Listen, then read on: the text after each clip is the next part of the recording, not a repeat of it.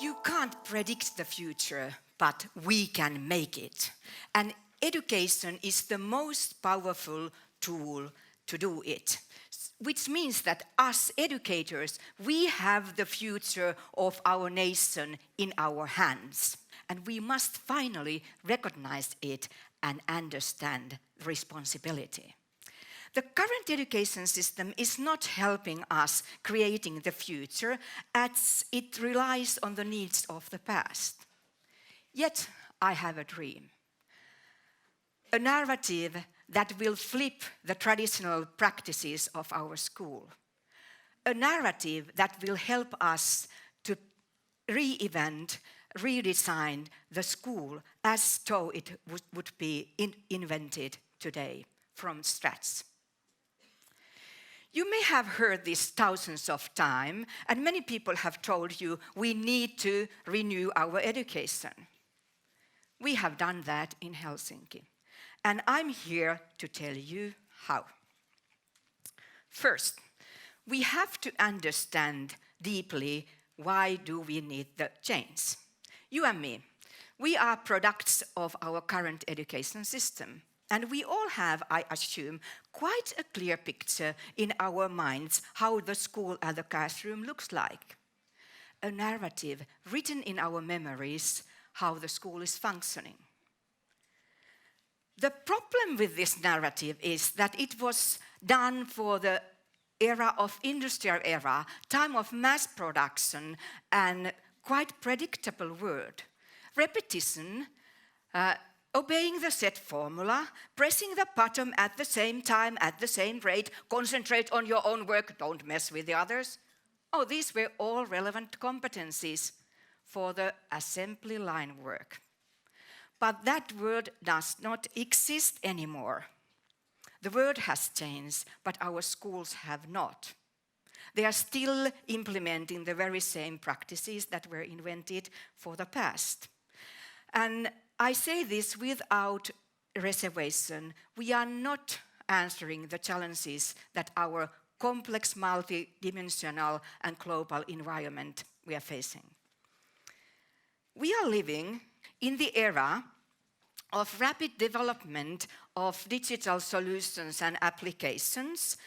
Automation and smart machines, as we know, can soon replace also the non-routine expert work. And it's not only algorithms taking the human labor, but it's how digitalization has changed the way we think, act, and socialize. Just think of Airbnb, sharing your flat with strangers, or Uber, sharing your car and earning money at the same time, or home dining, dining out with strangers just for fun. And moreover, digitalization has changed profoundly our environment, and it's challenging our education practices more profoundly than we may understand today.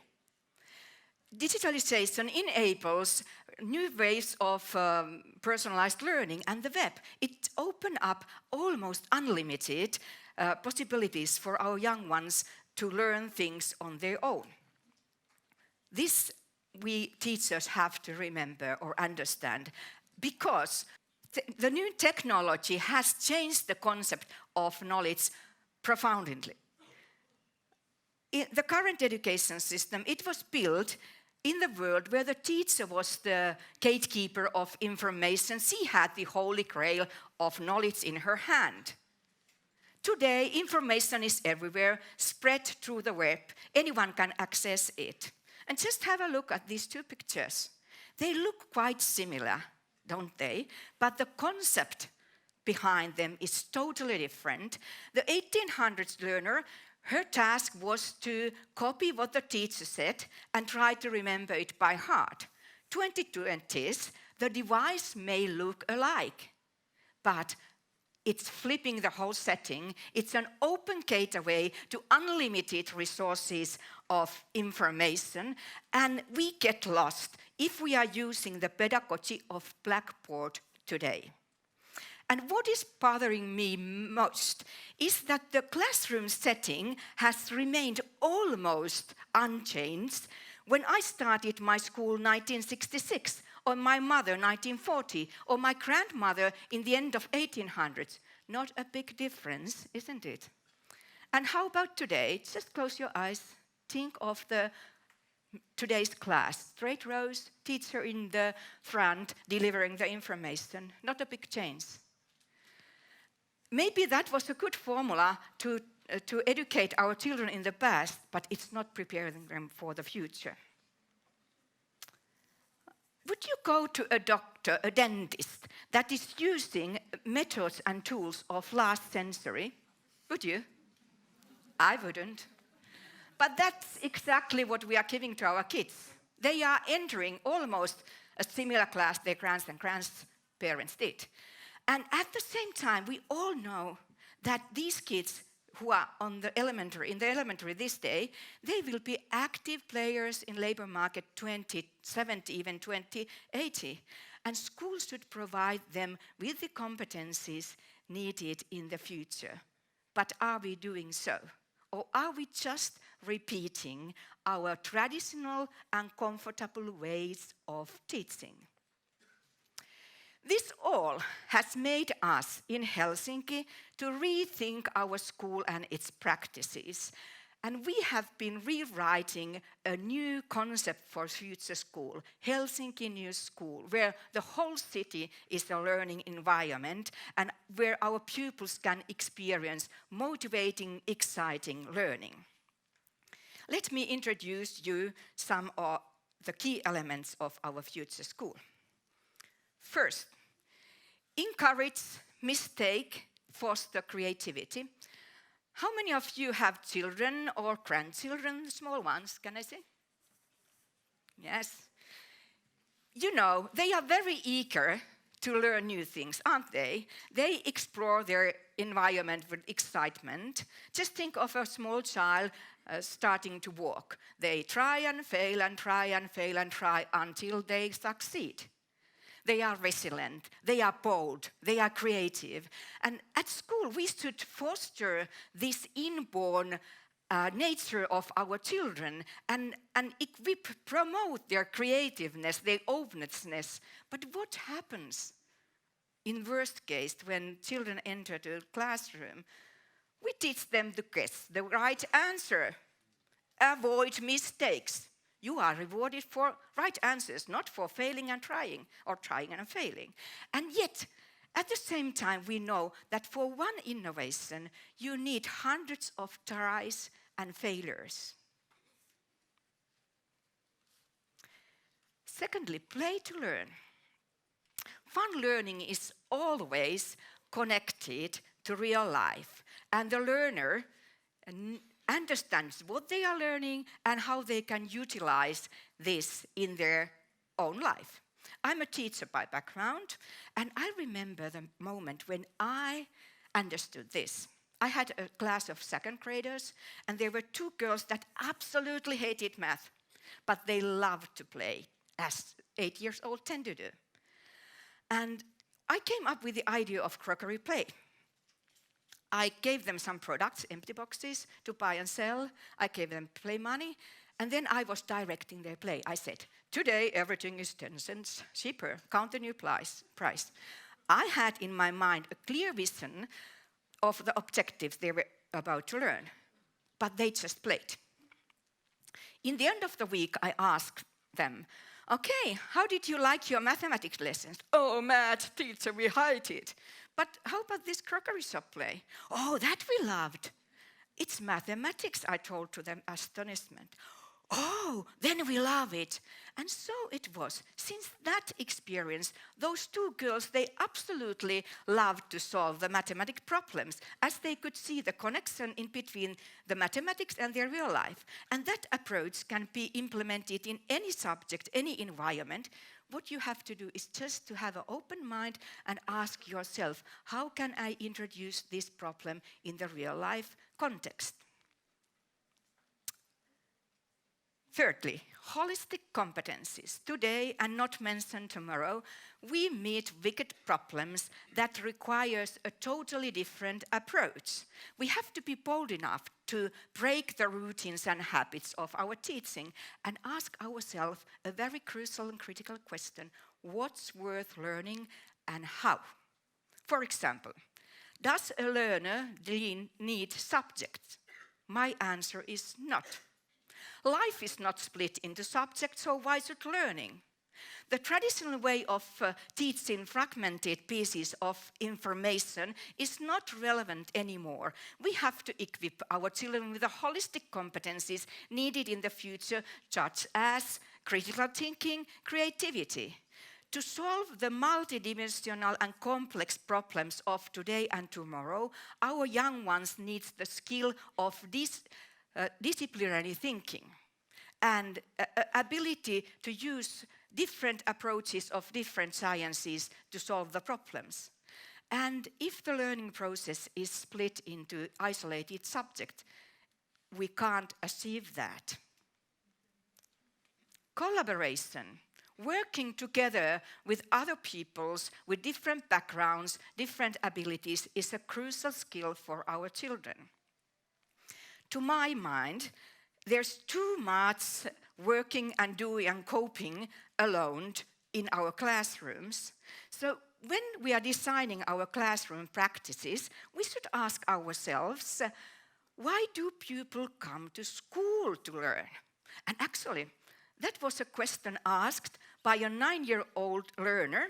This fellow, clever one, he was wondering, teacher, why do we come to school to learn alone?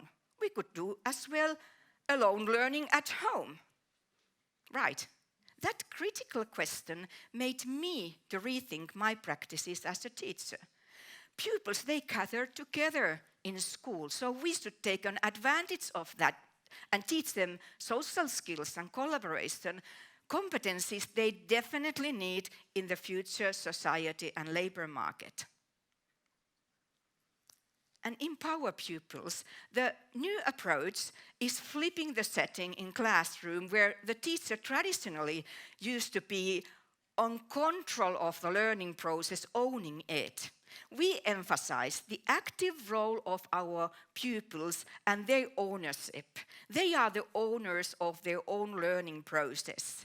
The role of the teacher is to scaffold the learning and to make the objective visible. And what is amazing, when the learner knows what they are learning and how they can improve their own learning process, they get motivated and the learning results are deeper and better. Finally, phenomenon-based learning. One of the very effective tools to make this flip to happen is so-called phenomenon-based learning, where pupils are tackling with the real-life phenomena.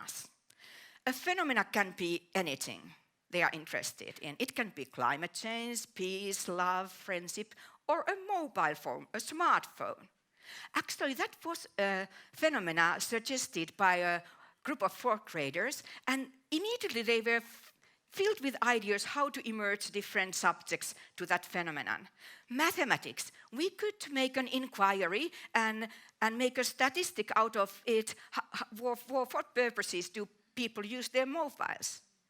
Oh, and history. How about studying the history of telephone or SMS, how it has changed the written language? And the list went on and on and on. They were thrilled, enthusiastic to start their learning journey, lessons they won't definitely forget. Now you may ask, how to make this flip to happen, this change to happen? Sustainable change is always systemic. You just can't correct one corner, the whole system has to be changed. And to my understanding, we need new type of leadership that empowers and inspires the whole community. We have to renew our pedagogy, and we need a new school culture, and we have to redesign our education environment, the learning environment. And this has to be happened on the all levels of our organization, our schools. For example, if we want our pupils to collaborate together, to work together, so the teachers, you have to work together first. And secondly, thinking of the learning environment, it has an enormous impact to our learning processes. Just look at the straight rows, how much collaboration and interaction this setting is promoting. Our learning environment should reflect our pedagogical approach and to be designed accordingly it. We in Helsinki, we have implemented all these above. We started with our leaders. They are the key actors in the change. Their commitment, their empowerment, and their participation is crucial because they are leading the change in their schools and in their neighborhood. We have encouraged our teachers, our principals, to do something different, to try to make some small experiments. Failure is not dangerous. To think, what if? What if I flip the classroom? What if I find a new learning environment? What if I use this social media in my teaching? And so on. And you know what? It has worked. Small experiments, big results. We can see the change in our classrooms and schools. I have a dream of a future school where learning is meaningful, fun, and motivating. Where these two children, this boy and this girl, can experience exciting learning places, have lessons that they will never forget. Let's build this dream together. Thank you.